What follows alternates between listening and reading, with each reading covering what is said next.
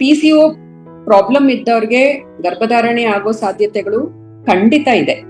ಆದ್ರೆ ಅದರದ್ದು ಚಾನ್ಸಸ್ ನಾವು ಇನ್ಕ್ರೀಸ್ ಮಾಡ್ಕೋಬೇಕು ಅಂತ ಹೇಳಿದ್ರೆ ಲೈಫ್ ಸ್ಟೈಲ್ ಪ್ರಾಕ್ಟೀಸಸ್ ಬಹಳನೇ ಮುಖ್ಯ ಆಗುತ್ತೆ. ಇದು ಪ್ರತಿಯೊಂದು ವಿಸಿಟ್ ನಲ್ಲೂ ನಾವು ಇದನ್ನ ತುಂಬಾ ಸ್ಟ್ರೆಸ್ ಮಾಡ್ತೀವಿ. ಲೈಫ್ ಸ್ಟೈಲ್ ಪ್ರಾಕ್ಟೀಸಸ್ ಅಂತ ಹೇಳಿದ್ರೆ ಏನು? Diet, exercises, wait reduction. ಅಂದ್ರೆ ಅವ್ರು ತಿನ್ನೋ ಅಂತ ಒಂದು ಆಹಾರದಲ್ಲಿ ಏನಿರುತ್ತೆ ಅದನ್ನ ಕರೆಕ್ಟ್ ಆಗಿ ಅವರು ಕರೆಕ್ಟ್ ಪ್ರಮಾಣದಲ್ಲಿ ತಿನ್ಬೇಕಾಗತ್ತೆ. ಹೆಚ್ಚಿನ ಪ್ರೋಟೀನ್ ಅಂಶ ಇಟ್ಕೊಂಡು ಅವರು ಡಯಟ್ ನ ಪ್ಲಾನ್ ಮಾಡ್ಬೇಕಾಗತ್ತೆ. ಅದ್ರ ಜೊತೆಲಿ ಎಕ್ಸಸೈಸಸ್ ಖಂಡಿತ ಏರೋಬಿಕ್ ಎಕ್ಸಸೈಸಸ್ ಅಂತ ಹೇಳ್ತೀವಿ, ಅದನ್ನ ಮಾಡ್ಬೇಕಾಗತ್ತೆ.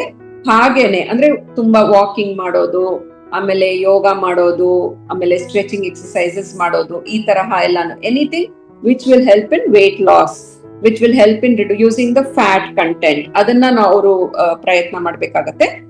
ಸೊ ಇದ್ರ ಜೊತೆಲಿ ವೇಟ್ ರಿಡಕ್ಷನ್ಗೆ ಕೂಡ ಪ್ಲಾನ್ ಮಾಡ್ಬೇಕಾಗತ್ತೆ. ಮತ್ತೆ ಇವಾಗ ಎಷ್ಟೋ ಜನ ಕೇಳಬಹುದು, ಈ ವೇಟ್ ರಿಡಕ್ಷನ್ಗೆ ಮಾತ್ರೆಗಳು ಬಂದಿದೆ, ಮೆಡಿಸಿನ್ಸ್ ಬಂದಿದೆ, ಅದನ್ನ ಯೂಸ್ ಮಾಡಬಹುದಾ ಅಂತ ಅನ್ಬಿಟ್ಟು. ಸೊ ಕೆಲವರಿಗೆ ಡಾಕ್ಟರ್ಸೇ ಪ್ರಿಸ್ಕ್ರೈಬ್ ಮಾಡ್ತಾರೆ, ಅಂತವ್ರು ಮಾತ್ರ ಆ ತರಹ ಮೆಡಿಸಿನ್ಸ್ ನ ಯೂಸ್ ಮಾಡ್ಬೇಕಾಗತ್ತೆ.